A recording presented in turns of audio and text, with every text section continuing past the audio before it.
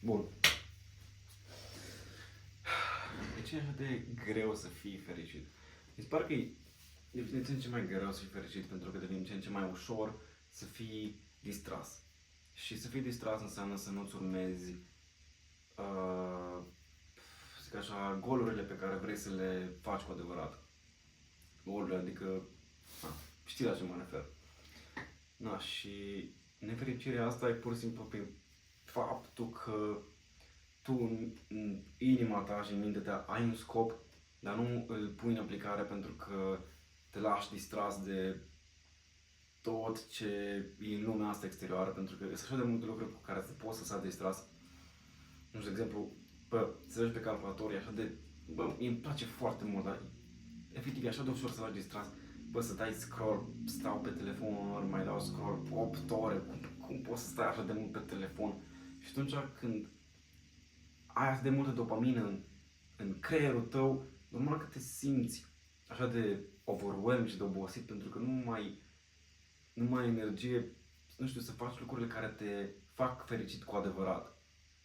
Și așa că dacă stai să te gândești, cine te limitează pe tine să faci ce vrei tu cu adevărat? Mi se pare că singurele limitări pe care noi le avem sunt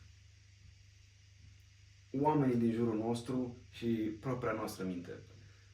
Și propria noastră minte este limitată din faptul că, nu datorită faptului că oamenii din jurul nostru ne-au limitat pe noi. Dacă să te gândești, noi când ne-am născut, eram efectiv, nu aveam nicio limită, făceam toate căcaturile posibile ca și bebeluși până la o anumită vârstă. Și, aia încerc să zic, nu încerc să zic, e foarte important să aduci aminte că toate limitele pe care le ai în momentul de față sunt doar niște credințe pe care le-ai acumulat pe de-a cursul vieții. Așa că, dacă vrei să faci ceva dansuri pe TikTok și asta te face pe tine fericit, fucking fă. Pe mine îmi face fericit să vorbesc și să îmi pun toate ideile în aplicare. Asta e pentru mine să mă fac pe mine fericit. Și cam asta e tot, efectiv. Ascultă-ți inima, fă orice decizie din viața ta, adică nu orice, majoritatea deciziilor pe care le faci în viața ta să fie în egală măsură, adică spre scopul tău. Trebuie să te gândești, mă face pe mine, adică decizia asta mă ajută să merg spre scopul meu sau mă duce pe alătură? Sau decizia asta e bună pentru scopul meu sau o am la mână? Pentru că și în ultimul timp am vrut să fac anumite chestii și nu l-am făcut pentru că am luat niște decizii care am văzut că m-au dat în spate cu foarte mult timp.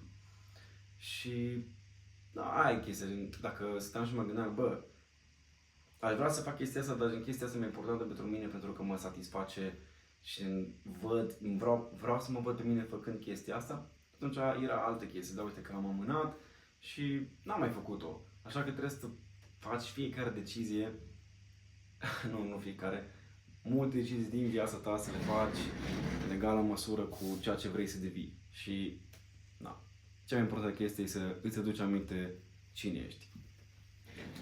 Remember who